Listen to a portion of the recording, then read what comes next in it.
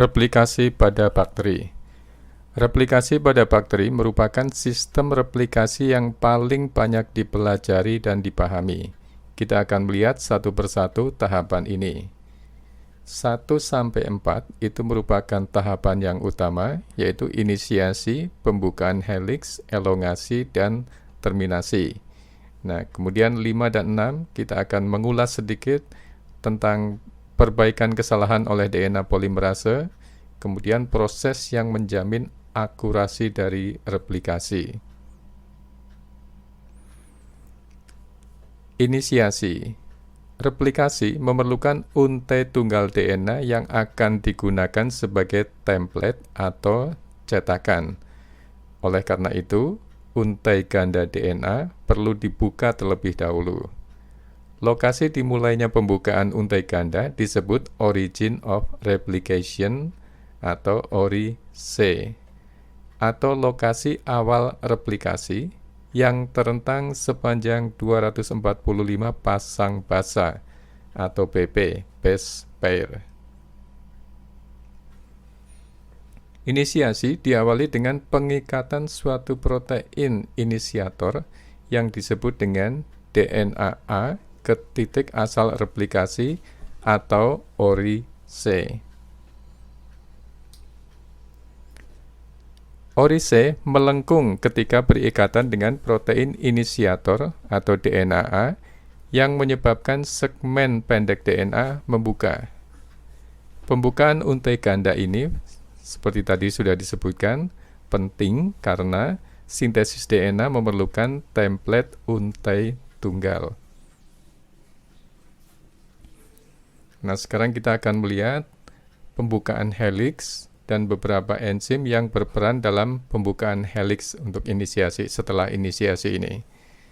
Jadi ada helikase, kemudian kita lihat ada single strand binding proteins atau SSBS, kemudian kita lihat ada girase atau topoisomerase. Nah, kita awali dulu dengan membahas helikase. Kita lihat di situ helikase yang warna oranye itu menempel di kedua untai tunggal DNA. Fungsi helikase sesuai dengan namanya, helikase, helix. Jadi fungsinya adalah membuka double helix atau untai ganda DNA.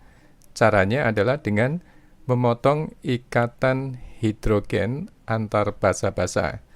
Basa pada satu untai dan basa pada untai lainnya dihubungkan dengan ikatan hidrogen.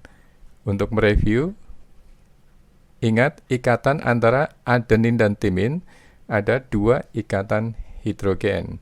Sedangkan ikatan antara guanin dan sitosin itu ada 3 ikatan hidrogen.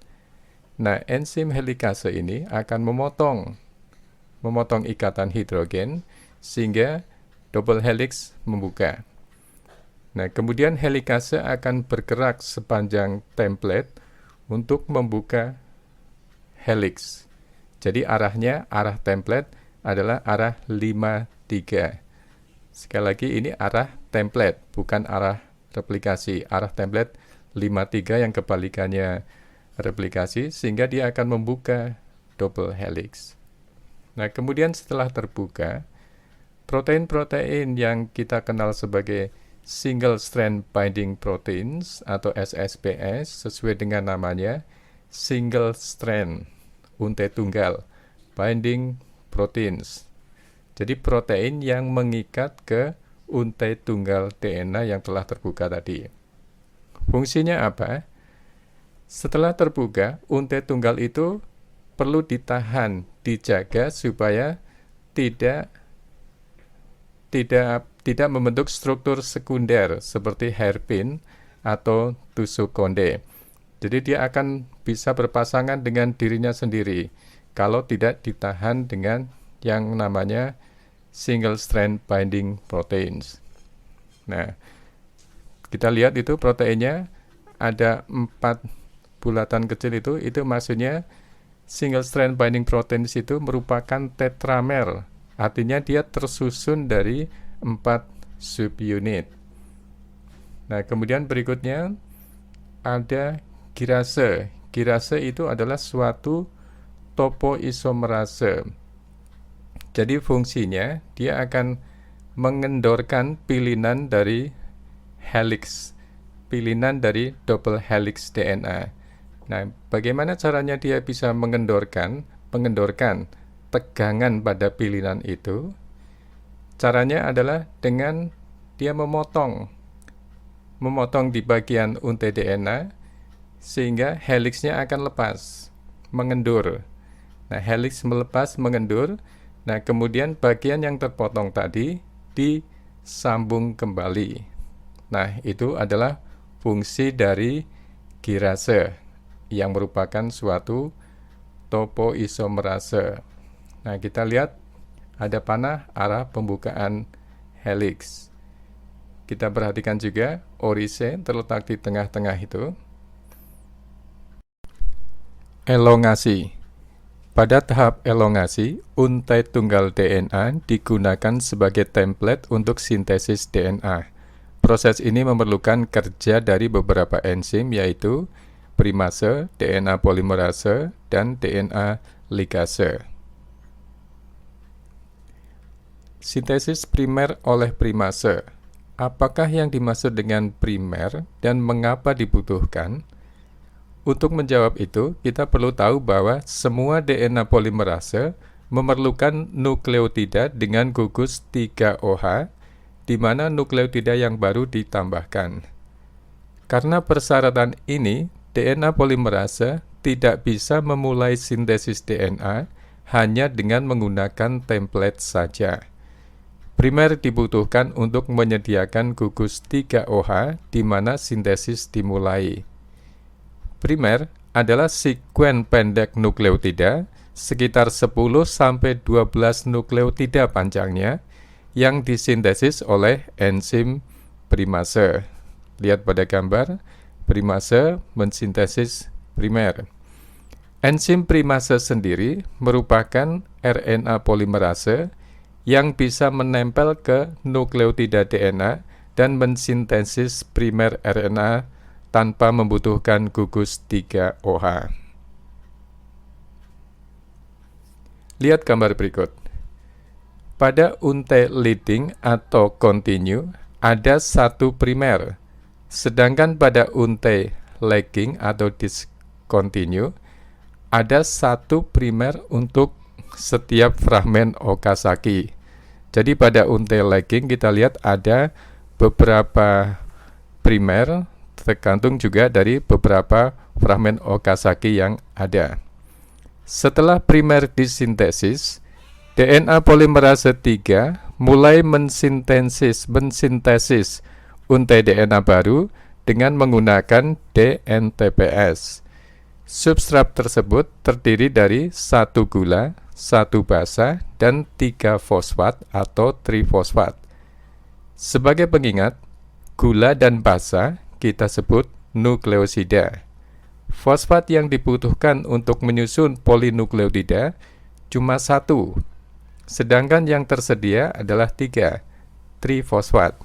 Jadi, 2 fosfat, difosfat atau pirofosfat akan dibuang. Setelah sintesis untai baru DNA selesai, maka primer-primer baik pada untai leading maupun untai lagging akan dibuang dan diganti dengan DNA baru. Proses pembuangan dan penggantian primer dilakukan oleh DNA polimerase 1.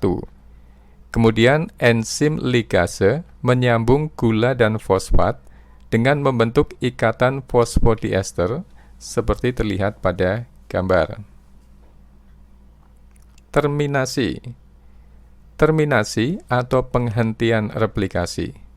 Dalam beberapa molekul DNA, replikasi berakhir ketika 2 karboreplikasi bertemu. Pada molekul lainnya, sekuen terminasi khusus menghentikan replikasi selanjutnya. Suatu protein terminasi yang disebut TUS pada Escherichia coli mengikat ke sekuen ini. TUS menghentikan gerakan helikase sehingga menghentikan karboreplikasi dan mencegah replikasi DNA lebih lanjut. Perbaikan kesalahan oleh DNA polimerase. DNA polimerase 3 memiliki dua fungsi. Yang pertama, aktivitas polimerase dengan menambahkan nukleotida baru dengan arah 53. Yang kedua, aktivitas eksonuklease yang membuang nukleotida dengan arah 35 yang memungkinkan untuk memperbaiki kesalahan pasangan basa. DNA polimerase 1 juga memiliki aktivitas polimerase dan eksonuklease, tetapi bukan hanya eksonuklease arah 35, tetapi juga arah 53, sehingga bisa membuang primer. Seperti di slide sebelumnya, DNA polimerase 1 membuang dan mengganti primer dengan DNA.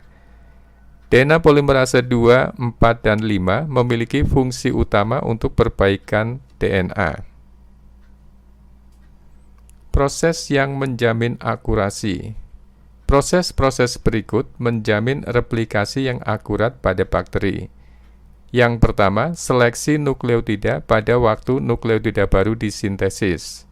Yang kedua, proofreading atau pengecekan kesalahan pasangan basa. Yang ketiga, mismatch repair atau perbaikan kesalahan pasangan basa. Demikianlah pembahasan kita tentang replikasi pada bakteri.